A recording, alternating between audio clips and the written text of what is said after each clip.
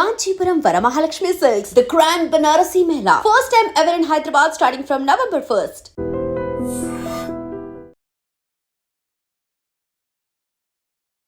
మరీచిక సమ సంబంధం సందిగ్ధం సత్సాన్నిహిత్యం మస్తిష్కం భ్రమరా భ్రమణం ద్విపదం ద్విముఖం త్వం చింతం. ఏం అర్థం కాలేదు కదా ఎగ్జాక్ట్లీ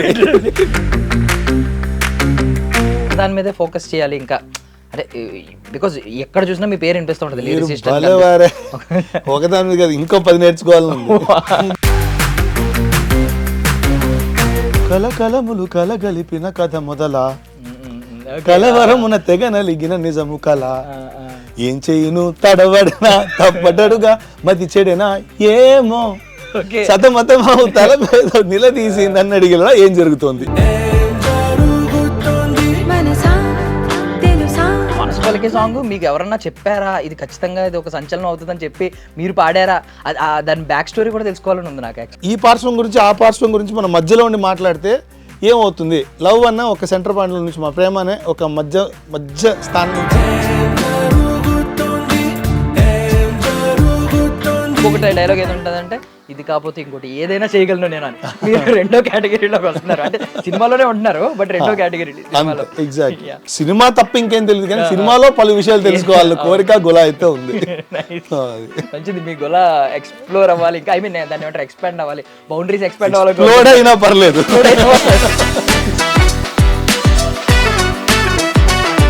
ఒక్కొక్క సాంగ్ కి ఒక్కొక్క స్టోరీ. నైట్ 2ంటికి సడన్గా థాట్ వచ్చి రాసి కూర్చొని రాహుల్కి ఫోన్ చేస్తే ఫోన్ వచ్చింది. డైరెక్టర్ అనే కోణం ఒకటి ఇంకా అలా పెండింగ్ లో ఉంటుంది. అంటే year let me complete that. అందరికీ టైం ఇచ్చి అందరికీ రాస్తున్నాను కానీ నాది నేను రాసుకోవట్లేదు. రాశాను, చాలా సీన్స్ వరకు ఉన్నాయి కానీ నేను ఇప్పుడు స్క్రీన్ ప్లే ఫార్మాట్కి తీసుకొచ్చేయాలి. అంటే చాలా వెంకటేశ్వర స్వామి గుళ్ళు ఉన్నాయి. ఎందుకు తిరుపతి ఫేమస్? అక్కడ డబ్బు ఎక్కువ వస్తుంది కాబట్టి. Ladies and gentlemen, welcome to iDream media. నేను ప్రియదర్శన్. నాతో పాటు ఎవరున్నారంటే బేసికలీ ఒక రాజుకు ఒక కిరీటం ఉండడం కొత్త ఏం కాదు, బట్ ఒకే పర్సన్కి 4-5 కిరీటాలు ఉంటాయి.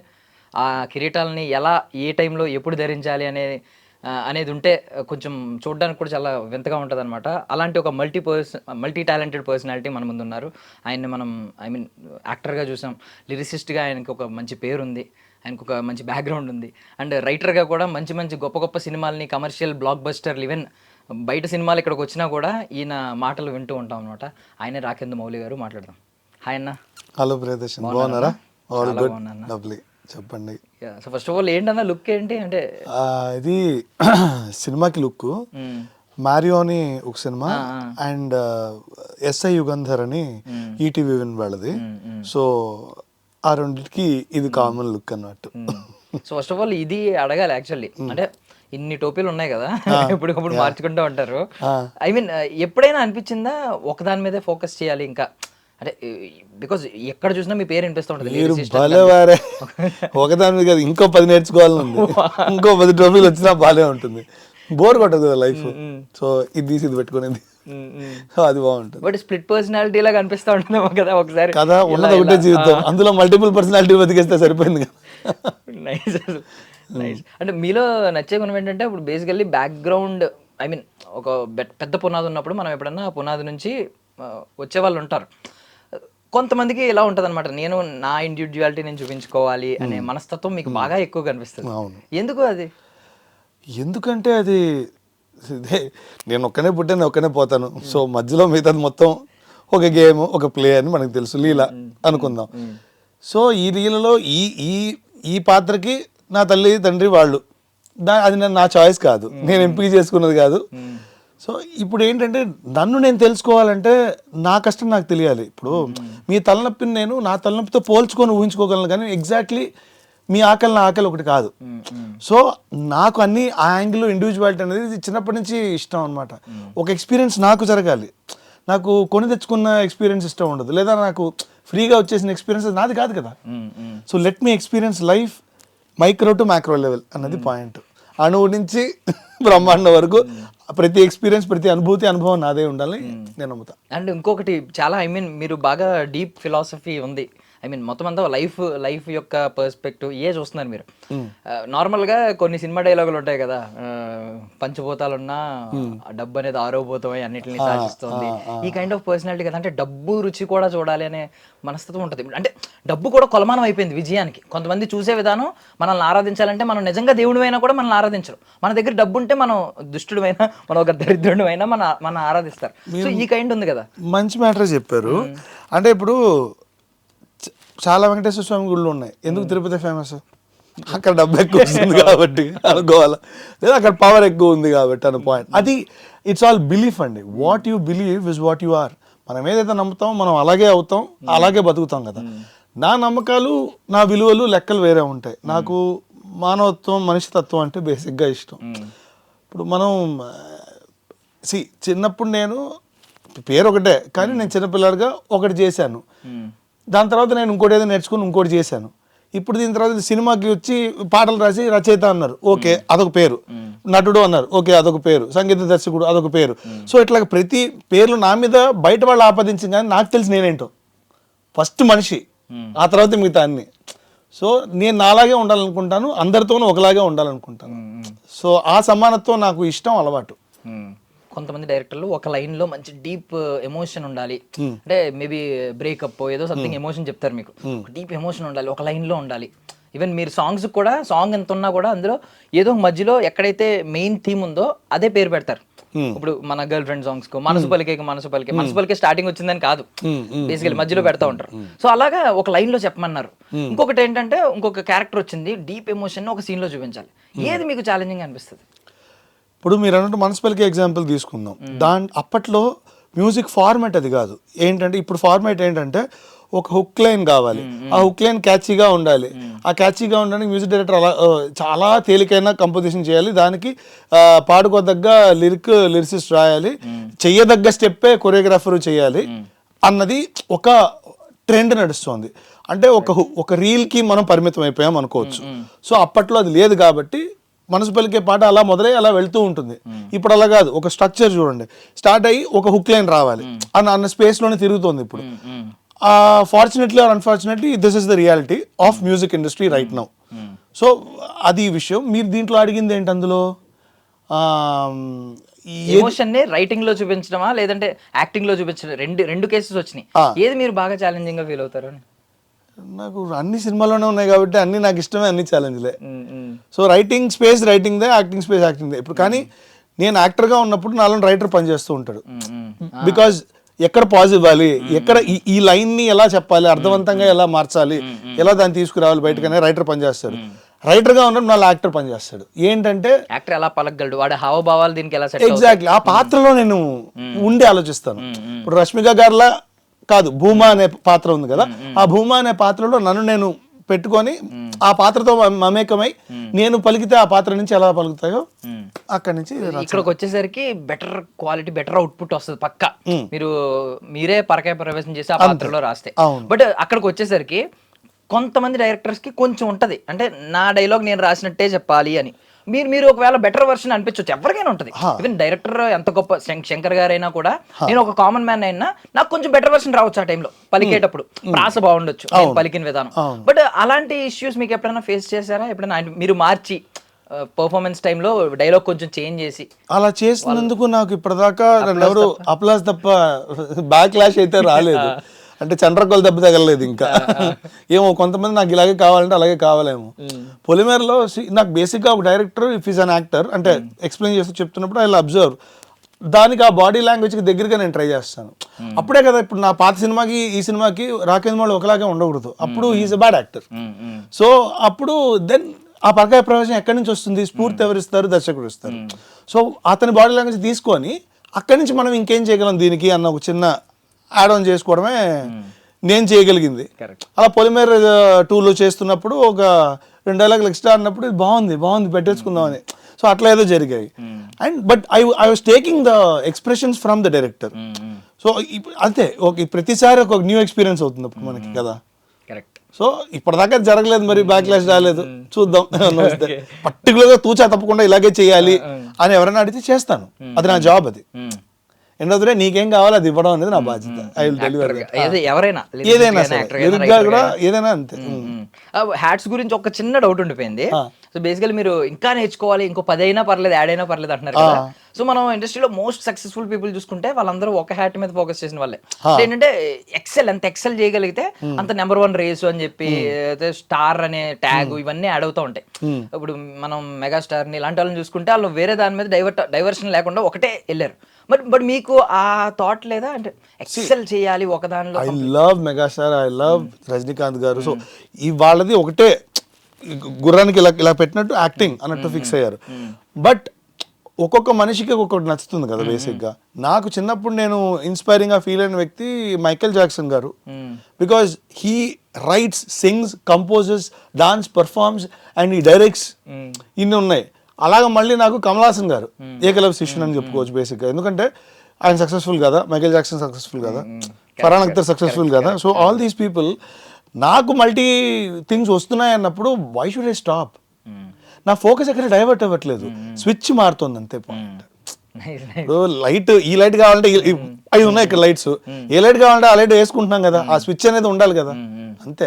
నాకు బేసిక్గానే మనం రోజు అన్నం అంటే అన్నం మాత్రం తినాం, కూర మారుతూ ఉంటుంది, పప్పు మారుతూ ఉంటుంది, అంతే లాజిక్. అవి బోర్ కొట్టినట్టే ఇది బోర్ కొట్టింది. 2 డైలాగులు ఉంటాయి. నేను ఇంతే సినిమాలో డైలాగ్ ఏంటంటే నాకు ఇది తప్ప ఏది రాదు, పోయిన సినిమా ఈ సినిమా. ఇంకొకటి డైలాగ్ ఏది ఉంటుందంటే ఇది కాకపోతే ఇంకోటి ఏదైనా చేయగలను నేను అని. మీరు 2వ కేటగిరీలోకి వస్తున్నారు, అంటే సినిమాలోనే ఉంటున్నారు బట్ 2వ కేటగిరీ. సినిమా తప్ప ఇంకేం తెలియదు కానీ సినిమాలో పలు విషయాలు తెలుసుకోవాలి కోరిక గులా అయితే ఉంది. మంచిది, మీ గుల ఎక్స్ప్లోర్ అవ్వాలి, ఇంకా ఐ మీన్ దాన్ని ఏమంటారు ఎక్స్పాండ్ అవ్వాలి, బౌండరీస్ ఎక్స్పాండ్ అవ్వాలి, అయినా పర్లేదు. సో గర్ల్ ఫ్రెండ్ విషయానికి వస్తే ఏంటి మీరు, ఐ మీన్ మీరు ఫీల్ అయ్యారు, ఎలాగో పరకాయ ప్రవేశం చేస్తారని చెప్పారు, ఫీల్ అవుతానని చెప్పారు. ఏమనిపించింది ఎండ్ ఆఫ్ ద డే ఆ గర్ల్ ఫ్రెండ్ గురించి మొత్తం విన్న తర్వాత, ఆ సిచ్యువేషన్స్, కొన్ని సినారియోస్, మీరు మీ సాంగ్స్ వచ్చింది ఇప్పుడు ఏమనిపించింది ఆ పర్ఫార్మెన్స్ ఫీల్ అయినప్పుడు? వైబ్ ఒకటి ఉంటది కదా. అసలు నాకు నరేషన్ కాదు, మనోడు ఆల్రెడీ తీసాడు రాహుల్, అప్పటికి తను షూట్ చేసిన తర్వాత నాకు సినిమా చూపించాడు. ఇంకా అంతకన్నా అద్భుతం, ఎక్స్ప్లెయిన్ చేయక్కర్లేదు, డైరెక్ట్ గా బొమ్మ చూపించినప్పుడు ఇంకా దాన్ని చూసి రాయడమే. So that film was so inspiring, those characters, those scenes, ఆ డెప్త్ ఇన్ రైటింగ్ తను రాసింది కావచ్చు, కథ చెప్పిన విధానం కావచ్చు, పర్ఫార్మెన్సెస్ కావచ్చు, పార్ ఎక్సలెంట్ అండి, పార్ ఎక్సలెన్స్ అంటారు కదా. సో అక్కడ ఉంది అది. సో ఆ కథే నన్ను ఇన్స్పైర్ చేసింది, ఎప్పుడైనా అంతే. ఆ కథ, ఆ సన్నివేశం మనల్ని స్ఫూర్తిదాయకంగా ఉంటే తప్ప మనం దాంట్లో పరకాయ ప్రవేశం చేయలేము, రాయలేము. సో నాకు ఆ సినిమానే నన్ను తీసుకెళ్ళింది ముందుకి, అంతే పాయింట్. అంత అద్భుతంగా తీసిన రాహుల్కి, అంత అద్భుతంగా పర్ఫార్మెన్స్ చేసిన Rashmika, Dikshit, everybody in that film, mind blowing. So actually మీరు చెప్పిన దాన్ని ఒక లెవెల్, ఒక పర్సెంటేజ్ ఎక్కువ 100% నేను డెలివరీ చేస్తే మీరు 101% అర్థం చేసుకుంటారేమో అనిపిస్తుంది. బికాస్ ఎందుకంటే రాహుల్ గారి క్యారెక్టరే తీసుకుందాం, గౌతమ్ క్యారెక్టర్కి వితౌట్ ఆ 2 సాంగ్స్ లేకపోతే కరెక్ట్ ఆ క్యారెక్టర్ని మేము ఎవరు గుర్తుపెట్టుకోం ఈ రోజు.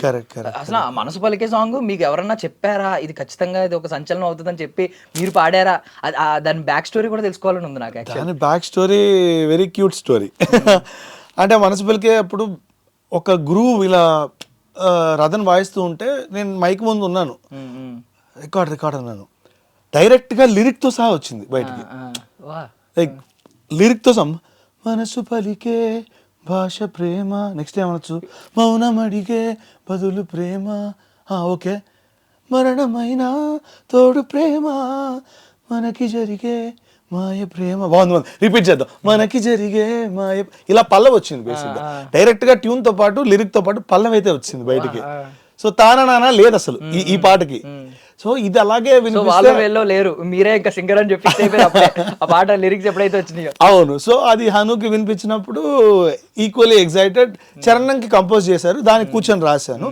దానికి తను చెప్పిన ఇన్స్పిరేషన్ ఏంటంటే బేసిక్గా అక్కడి నుంచి తను టేక్ ఓవర్ చేసుకున్నాడు. హను లవ్ యొక్క ఈక్విలిబ్రియంలో సెంటర్ పాయింట్లో నుంచొని డిస్కస్ అబౌట్ ది ఎక్స్ట్రీమిటీస్ అన్నాడు. సో ఈ పార్శ్వం గురించి ఆ పార్శ్వం గురించి మనం మధ్యలో ఉండి మాట్లాడితే ఏమవుతుంది, లవ్ అన్న ఒక సెంటర్ పాయింట్ నుంచి, మా ప్రేమ అనే ఒక మధ్య స్థానం నుంచి 2 పార్శ్వాల గురించి మాట్లాడితే ఎలా ఉంటుంది, ఏమవుతుంది అని అడిగాడు. నేను అప్పుడు ఎక్స్ప్రెషన్ చాలా న్యూట్రల్గా ఉంటుంది అన్నాడు. కరెక్ట్ అన్నాడు. సో ఓకే అని చెప్పి, అందుకే ఆదియు అంతము ఇటు ఒకటి ఉంది, అటు ఒకటి ఉంది, లేని పయనం ప్రేమ, వేకువే చేరునే చీకటి ఇంట్లో ప్రేమ. సో ఆ స్పేస్ లో అట్లా నడిచింది అనమాట. ఆ లైన్ కూడా మీదేనా, మనుషుల్ని ప్రేమించే అదే రాతిని మొత్తం రాయిని ప్రేమించే దేశంలో రాతిని ప్రేమించడం తప్ప. సో అందులో డైలాగ్స్ కూడా కొన్ని నేను హను గారితో పాటు రాయడం జరిగింది. సో అట్లా ఇట్ వాస్ ఫన్ ఎక్స్పీరియన్స్. ఇంకోటి ఏదో చెప్పారు మున్సిపల్కి అన్నట్టు, ఏమిటో అయితే అసలు పుంకాలు రాశాను. 80 pages నోట్ అయిపోయింది. అయిపోతే ఇంకా ఏదో అంటుంటే నేను బాయ్ చెప్పి పారిపోయాను, హైదరాబాద్ నుంచి చెన్నైకి వెళ్ళిపోయాను. నేను ఇంతకు మించి నేను రాయలేను ఈ పాటకే రాసిచ్చి సంతకం పెట్టి ఇదే నా గిఫ్ట్ అని చెప్పి వెళ్ళిపోయాను. ఫోన్లు ఎత్తట్లేదు మళ్ళీ. నాకేముంది, నన్ను ఎక్కడికో తీసుకొచ్చి, అసలే ఫ్రీడమ్ అంటే చాలా ఇష్టం, స్వేచ్ఛ నా నుంచి తీసేసుకొని ఒక చోట ఇలా కేజీ చేస్తే నా వల్ల కాదు. అందుకే అక్కడి నుంచి పారిపోతే వేరే నెంబర్ నుంచి కాల్ చేసి అను ఎలా ఫోన్ ఎత్తా అంటే లేదు చెప్పు అన్నాను. సో ఇట్లాగా పాట ఫైనలైజ్ చేసింది. ఏ వర్షన్ ఫస్ట్ వర్షన్ ఫైనలైజ్ చేశాను. నాకు వచ్చింది కోపం, ఎందుకు రాయించుకున్నాను, ఇలా రావకూడదు, రాస్తే పుణ్యం రావడానికి. సో ఆ టైప్లో దట్స్ వాట్ హ్యాపెండ్ బేసిక్గా. సో అదే, కానీ ఈ రెండిటికి గౌతమ్ అనే క్యారెక్టర్ చాలా ఇంపార్టెంట్. ఆ క్యారెక్టర్ నుంచే ఇన్స్పైర్ అయ్యి అందులో అది అలా చేయడం జరిగింది బేసిక్గా. అది ఆ క్యారెక్టర్ అంత అద్భుతంగా నిలబడడానికి కారణమే 2 songs. ఆ సెకండ్ సాంగ్ ఎస్పెషల్లీ మనసు పలికే సాంగ్ లిటరల్లీ తను రియలైజ్ అవుతాడు, ఓ పక్క తను ఎందుకు ప్రేమిస్తున్నాడు అనేది క్వశ్చన్ రైజ్ చేస్తాడు, రియలైజ్ అవుతూ ఉంటాడు, మనకి చెప్తాడు. అంటే ఎవరైతే వన్ సైడ్ లవర్స్ ఉన్నారో ఫాలో అవ్వండి, ఏం తప్పేం కాదు అని చెప్తాడు. లిటరల్లీ చాలా మంది ఎన్ని స్టేటస్ లో పెట్టుకున్నారు. కానీ అది బాధ కాదు ఆ పాట. చాలా మంది sad song and no, it's not sad song, it's an expression about love, అంతే పాయింట్. ఇప్పుడు మీరు చూసే ఈ లైఫ్ని మీరు చూస్తున్న కోణం అంటే ఇప్పుడు ఈ ఫిలాసఫీ, స్వేచ్ఛ, మీరు కోరుకునే స్వేచ్ఛ, ఎవరికిందో బతకడం ఏంటి, ఐ మీన్ మిమ్మల్ని ఏ కొలమానం ఆపలేదు నాకు తెలిసి. ఈ స్వేచ్ఛ, మీ స్వేచ్ఛను ఏది దొంగతనం చేయలేదు మీ నుంచి. సో ఇవన్నీ ఎక్కడి నుంచి మొదలైనవి? అంటే నాన్నగారు నుంచి వచ్చిన ఫిలాసఫీయా, లేదు మీరు చదివిన బుక్స్ వల్ల, లేదు ఏదైనా బ్యాక్ ఎండ్లో ఇంకెవరైనా ఉన్నారా? వీళ్ళందరి లైఫ్ లోంచి నేను చాలా తీసుకున్నా. I take interesting elements from everybody's life and that will become my core personality అనుకున్నాను. మేబీ ఒక గొప్ప విషయాలు ఎక్కడైనా విని ఇది నాకు ఇన్స్పైరింగ్ అనిపించింది అంటే నేను అలా ఉండడానికి ప్రయత్నిస్తాను. ఆ ఫిలాసఫీని ద్వారా నా లైఫ్ని చూడడానికి ప్రయత్నిస్తాను. సో అప్పుడు ఒక కొత్త ట్విస్ట్ జరగచ్చేమో కదా అని. సో అంతే. So I take stuff from people, అంతే, గుడ్ స్టఫ్, అంతే. సో ఈ 4 songs లో మిమ్మల్ని కొంచెం ఎక్కువ అటాచ్మెంట్, ఐ మీన్ 4 songs లో ఏది అటాచ్మెంట్ అనేది బూట్ అవుతుంది. ఈ 4 songs తో పాటు 2 songs ఉన్నాయి ఇంకా బెట్ సాంగ్స్. సో సినిమాలో ఉంటుంది బేసిక్ గా. సో అది మన ప్రశాంత్ విహారీ గారు చేశారు. ఈ 4 songs హేషామ్ గారు చేశారు అనమాట. సో అది కూడా చాలా బాగుంటుంది, ఆ 2 బిట్ సాంగ్స్ కూడా. సో ఇందులో ఏది చూస్ చేసుకోవాలంటే నిజంగా ఒక దానికి ఎక్కువ నెంబర్ ఆఫ్ వర్షన్స్ వెళ్ళాయి. అది ఇప్పుడు నాకు అది స్పెషల్ అని చెప్పలేను, అది టఫ్ సిచ్యువేషన్. అది వింటే లాయలో అనే సాంగ్ ఉంది, అది బేసిక్గా అది మీకు వింటే అది లవ్ సాంగ్ లా అనిపించాలి. అది మీరే పాడినట్టున్నారు? లేదు, నేను ఏది పాడలేదు. సో అది వినడానికి, ఫీల్ అవడానికి ఒక లవ్ సాంగ్ లా ఉండాలి, కానీ సినిమా చూస్తున్నప్పుడు వేరే అనిపించాలి, లేదా సరిగ్గా తీక్షణంగా విన్నా వేరే అనిపించాలన్నమాట. సో అలాంటి సిచ్యువేషన్ ఎవరు ఇందులో, ప్రతి situation this is not a regular situation. మామూలుగా మన రెగ్యులర్గా ఇది లవ్ సాంగ్ అండి అలాంటిది ఏం లేదు. ఇంకో పాట మీకు చూస్తే ఏం జరుగుతుంది సాంగ్ అయితే కనుక మీరు చూస్తే పాట మొత్తం క్వశ్చన్ మార్క్స్, మీరు అబ్జర్వ్ చేయండి.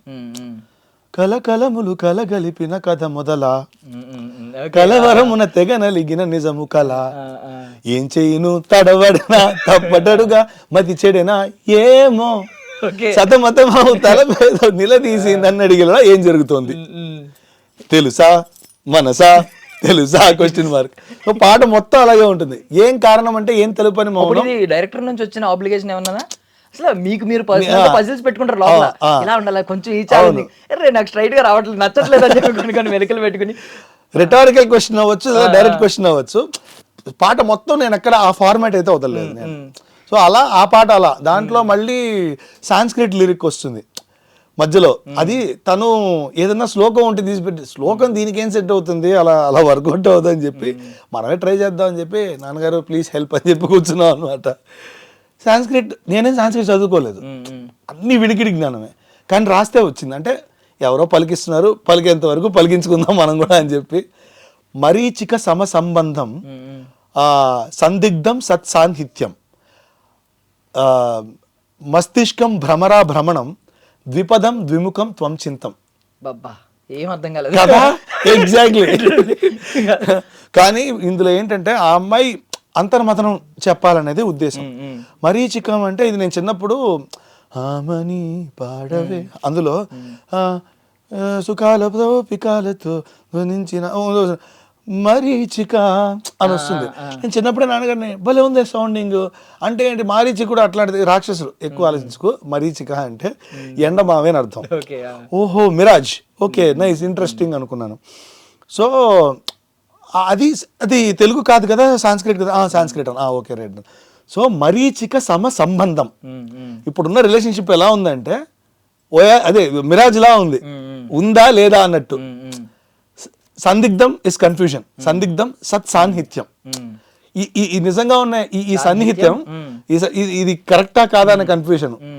మస్తిష్కం అంటే బుర్ర, భ్రమరా భ్రమణం, భ్రమరం ఎలా ఉంటుంది, బుజ్ అని బుర్రలో తిరుగుతుంటే ఎట్లా ఉంటుంది అలా ఉంది, తిప్పేస్తుంది. అప్పుడు నా పరిస్థితి ఏంటి, ద్విపథం, నా బాటలు రెండుగా ఉన్నాయి. ద్విముఖం, అంతర్ముఖం బహిర్ముఖం, త్వం చింతం, యువర్ థాట్. సో అట్లా ఇది ఫిగర్ అవుట్ చేసి చెప్తే భలే ఉంది, ఎక్కడ పడ్డా నేను రాశాను. సో అట్లా అది ఫిగర్ అవుట్ చేసి అన్ని లాంగ్వేజ్లోనూ అదే వాడాల్సి వచ్చింది. అండ్ ఫస్ట్ టైం దీనికి తమిళ్లో కూడా రాశాను. తమిళ్ ఇప్పుడే రిలీజ్ కాదు, ఓటీటీలో ఉండొచ్చు, I don't know. So first time తమిళ్లో కూడా రాయడం జరిగింది.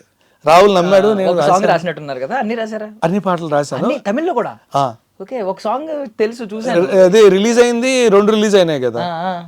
ఇది మన నదియే సాంగ్, అదే నదివే నేను, లిరిక్స్ మీ పేరే ఉంది, నదివే. అలాగే ఏం జరుగుతోంది ఓ కేள்వి కురియే. సో ఫస్ట్ టైం ఇది ఈ ప్రక్రియ నేను ట్రై చేయలేదు, ఇదే ఫస్ట్ టైం అన్నట్టు బాగుంది, వచ్చింది అలాగా.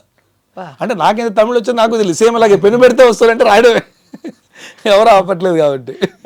టైం అనే పారామీటర్ ఒక్కటే మనకి అవైలబుల్ గా ఉంటే చాలు. ఇంట్రెస్ట్ ఎంత నిజంగా టైం అనేది 24 కాకుండా ఒక 48 hours ఒక డే ఉంటే భలే ఉంటుంది, చాలా చేయొచ్చు కదా. ఇంకా డైరెక్టర్ అనే కోణం ఒకటి ఇంకా అలా పెండింగ్ లో ఉంటుంది. అది నెక్స్ట్ ఇయర్ ఫర్ షూర్. అంటే year let me complete that. అందరికీ టైం ఇచ్చి అందరికీ రాస్తున్నాను కానీ నాది నేను రాసుకోవట్లేదు.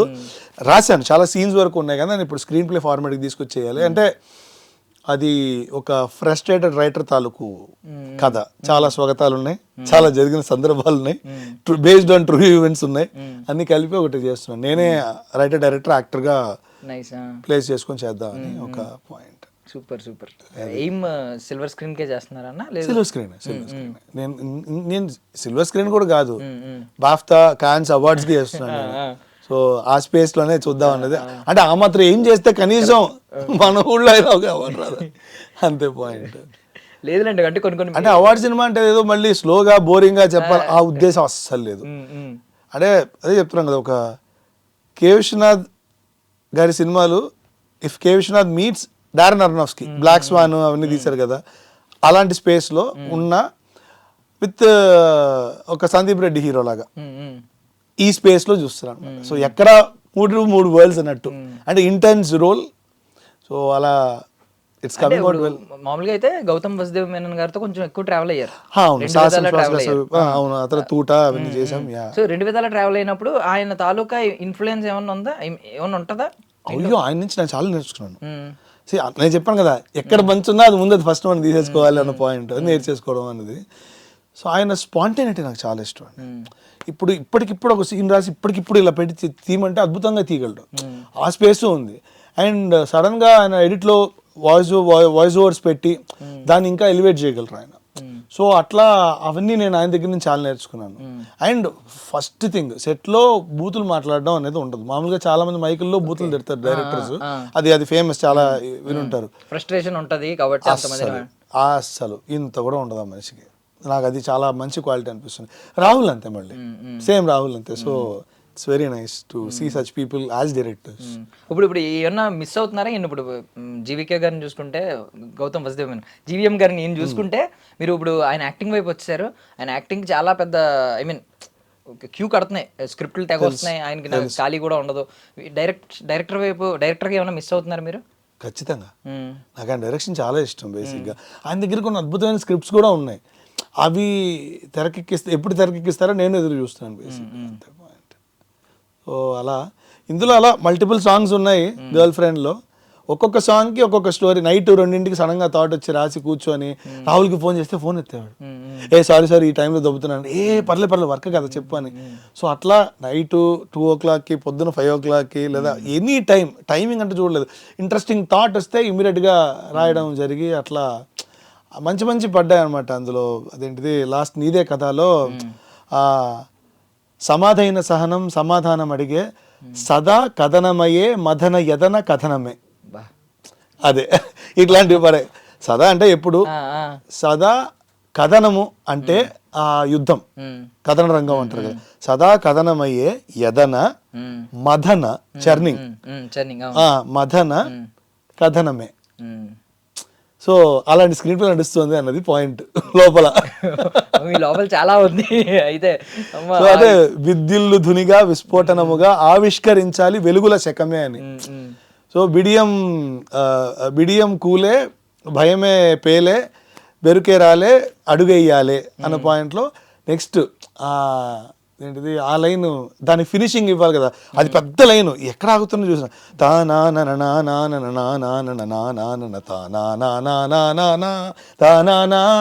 ఇంత పెద్ద ఫ్రేజ్ ఎవరైనా పెడతారా అండి హేషామ్ గారు? మరి అన్యాయం కావద్దు. ఇప్పుడు దీన్ని ఎలా కుదించాలి? సో ఒక్క నిమిషం చూసే చెప్తాను, అంత పెద్ద లైన్ కాబట్టి తప్పులేదు. తరముల చీకటి చెప్తాను. తరముల తిమిరం తెరలే తొలి కిరణం తొలగించి తరుణోదయం అవుతున్నదా అని. అరుణోదయం అంటే ఉదయం, తరుణోదయం అవుతున్నదా, ఒక అమ్మాయికి ఉదయం వస్తుంది కదా అని. షీఈస్ రైజింగ్ అప్ అని చెప్పడం. సో ఇంత పెద్ద లైన్ అండి. తరముల తిమిరం తెరలే తొలి కిరణం తొలగించి తరుణోదయం అవుతున్నదా ఈ లోకం. ఇంకా అవ్వలేదు, ఇంకా అక్కడ ఉంది. సో అక్కడి నుంచి అలా ఇలాంటి ఎక్స్ప్రెషన్ల ముందు రాయించుకోవాలండి. రాయడానికి మేము రెడీ, రాయించుకోవడానికి ఒక డైరెక్టర్ ఉండాలి కదా అన్నది పాయింట్. సో ఇలా రాయడానికి నాకు చాలా స్కోప్ ఇచ్చాడు. అంటే కొత్త థాట్లు చెప్పి పర్లేదు అని. ఇంకోటి ఏంటిది, అబ్స్ట్రాక్ట్గా ఉండాలి, విజువల్లీ ఇంట్రెస్టింగ్. ఓ హోరు గాలి ఇది కాదు లాలి, ఆ చంటి పాపను చుట్టుముట్టి నింగికెత్తి గిరవాటేస్తావు అని. సో ఇట్లాంటివి ఇది ఒక కథలా ఉండాలి, ఒక అబ్స్ట్రాక్ట్ థాట్లా ఉండాలి. సో ఇట్లాంటివి చాలా ఇంట్రెస్టింగ్గా రాయించుకున్నాడు. Thanks to Rahul for this and great supportive team. మనోడిది హేషామ్ గారు, ప్రశాంత్ విహారీ కావచ్చు, ప్రొడక్షన్ కావచ్చు. నైస్. ఏమన్నా బుక్స్ ఏమన్నా ఎప్పుడైనా ఆథర్గా ఏమన్నా చూస్తామన్నా? అవునండి, ఒకళ్ళు అడిగారు కూడా. సో కడలి సత్యనారాయణ రైటర్, సో తను పబ్లికేషన్స్ ఒకటి ఉన్నాయి, స్టార్ట్ చేసినారు. సో దానికి ఒకటి నేను మోస్ట్లీ రాస్తాను అనమాట. సో అలా అదొకటి ఉంది, అదొక కవితా సంపుటి గేయ రచన. బేసికల్లీ ఇప్పుడు కడలి గారి గురించి వచ్చింది కాబట్టి జస్ట్ ఒకే క్వశ్చన్. అప్పుడు ఆమెని ఒకప్పుడు ఆ బుక్స్ చదివినప్పుడు ఆమెని ఏం అవుతారు అని చెప్పి అలా ట్రెండ్ అవుతూ ఉండేది. ఎప్పుడైతే ఆమె వచ్చి కొన్ని షేర్ చేసుకుంటుందో, కొంతమంది డీకోడ్ చేయడం, లేకపోతే వాళ్ళ డైజెస్ట్ చేసుకోవడం వాళ్ళకి అర్థం కాకో, లేకపోతే ఆవిడ పర్సనాలిటీ అర్థం కాకో కొన్ని ట్రోల్స్ చేయడం కూడా మనం చూసాం. గట్టిగా చేశారండి. ఇప్పుడు ఫర్ ఎగ్జాంపుల్ చిన్మయ్యకే ఉన్నారు, కడలి ఉన్నారు, వీళ్ళందరూ ప్రో ఫెమినిజం అండ్ ప్రాపర్ ఫెమినిస్టులు. అంటే సమాన హక్కుల కోసం పోరాడడంలో తప్పే లేదు.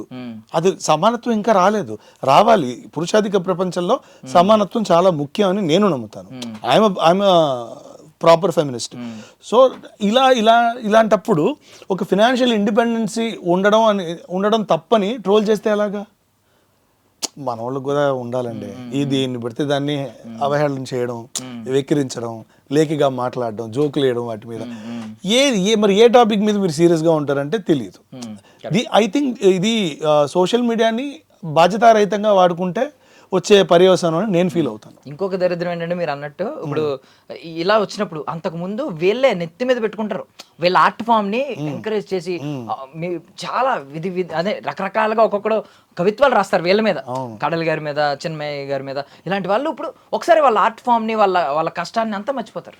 అదే ఇది శ్రీశ్రీ గారిది చిన్నది ఒకటి ఉంటుంది, అని ఒక ఇది, నిప్పులు చిమ్ముకుంటూ నింగికి నేను ఎగిరిపోతే నిబిడాశ్చర్యంతో వీరు, నెత్తురు క్రక్కుకుంటూ నేలకి నేను రాలిపోతే నిర్దాక్షిణ్యంగా వీరే.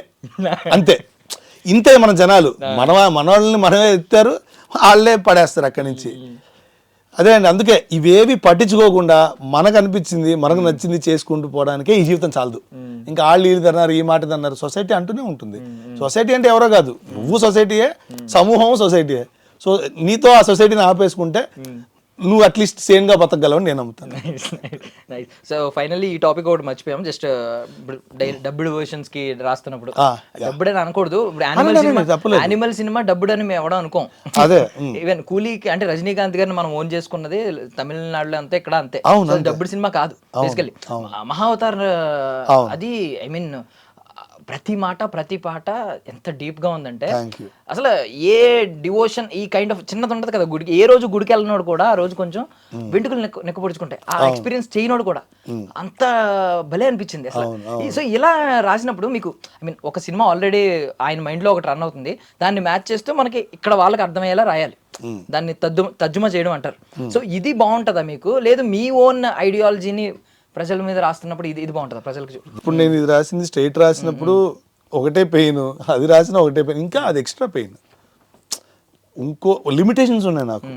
ఇప్పటిదాకా ఎవరో సృష్టించిన దాన్ని మనం ఇంకొంచెం దానికి ప్రతి సృష్టి చేస్తున్నాము, ఇంకొంచెం బెటర్ చేస్తున్నాం దాన్ని కదా. అప్పుడు ఇదే ఇంకా ఎక్కువ టఫ్ అనేది నా దృష్టిలో. అది స్ట్రైట్ సాంగ్స్ ఎలాగో కొంత ఈజీ అనే చెప్పాలి కంపారిటివ్లీ నాకు దానికన్నా కూడా అని. అండ్ అదే మహావతార్ అది రాసినప్పుడు చంద్రబోస్ గారు అయితే నేను ఎక్కడో ఉన్నాను, ఫోన్ పక్కన పెట్టి 7 మిస్డ్ కాల్స్ ఉండే. నాకు అసలు అయ్యో ఏమైంది ఫోన్ చేస్తే 10 నిమిషాలు మాట్లాడారు. అసలు ఎంత మెచ్చుకున్నారంటే అసలు ఇది నాన్నగారని నీ ద్వారా వచ్చి పలికారు అనుకో, నాన్నగారు నా ద్వారా నేను ఆశీర్వదిస్తున్నారు అనుకో అన్న పాయింట్లో చెప్పి అసలు ఆయన చాలా సహృదయాలు, చాలా గొప్ప వ్యక్తి. ఆయన స్థాయికి నన్ను పొగడ్డం అనేది అసలు పాయింటే కాదు. బట్ స్టిల్ ఎంత ఎంకరేజింగ్గా అంటే ఒకళ్ళు రాస్తున్నారు అన్నప్పుడు దాని గురించి ఎవరో తెలుసుకొని కాల్ చేసి మాట్లాడడం అనేది చాలా గొప్ప విషయం. సో సరదా కృతజ్ఞుడిని ఈ అభిమానానికి. సందీప్ రెడ్డి గారి స్పిరిట్ ఏమన్నా ట్రావెల్ అవుతున్నారండి మళ్ళీ ఏమన్నా? స్పిరిటా ఏమో అండి, ప్రస్తుతానికి అయితే లేదు. చేయకూడదు అలాంటివి ఏమన్నా ఉంటాయి? అట్లాంటివి లేదు. స్పిరిట్ గురించి అప్పుడు యానిమల్ జరుగుతున్నప్పుడే డిస్కషన్ జరిగాయి, కానీ ఇంకా అంతకు మించి ఇంకేం లేదు. థ్యాంక్ యూ అండి, thank you so much for your valuable time. I wish you all success అని అన్నో. సక్సెస్ మీ డెఫినేషన్ వేరు, మీ డెఫినేషన్లో ఆ సక్సెస్ చూడాలనుకుంటున్నాం. అంటే మీ ఫ్రీడమ్ని ఎవరో ఆపకుండా అణిచివేయకుండా ఆ ఫ్రీడమ్ తాలూకా దాని రూపాలు మేము చూడాలి రకరకాలుగా. ఒక ఆర్టిస్ట్గా, ఒక లిరిసిస్ట్గా, ఒక రైటర్గా, ఒక డైరెక్టర్గా కూడా అతి త్వరలో చూడాలని కోరుకుంటున్నామండి. తప్పకుండా అండి, బాధ్యతావంతంగానే నేను తీస్తే కనుక సినిమాలు. అండ్ అదే తీస్తే మన తెలుగు ఇండస్ట్రీ కూడా పేరు వచ్చే సినిమాలుగా అవి నిలిచిపోవాలి. నాకు ఇవాళ వచ్చి డబ్బులు వచ్చింది, ఈ వారం ఆడేసి వెళ్ళిపోయింది అన్న సినిమాలు అయితే నాకైతే తీయాలని లేదు. నేను తీస్తానండి, తీయను. ఇప్పుడు కే విశ్వనాథ్ గారి సినిమాలు, అప్పట్లో కే విశ్వనాథ్ గారి సినిమాలతో పాటు ఎన్ని సినిమాలు వచ్చి ఉంటాయి. కరెక్ట్. ఈ వేటి గురించి మనం ఇంకా గుర్తుపెట్టుకున్నాం, వేటి గురించి మాట్లాడుతున్నాం, జనరేషన్స్. సో కదా అలా తరాలని దాటి నిలిచిపోయే ఒక సినిమాలు తీయాలనేదే నా కోరిక. అలాంటివి తీస్తాను, చూద్దాం. Thank you. Okay, thank you so much. That's all for now. This is Darshan signing off.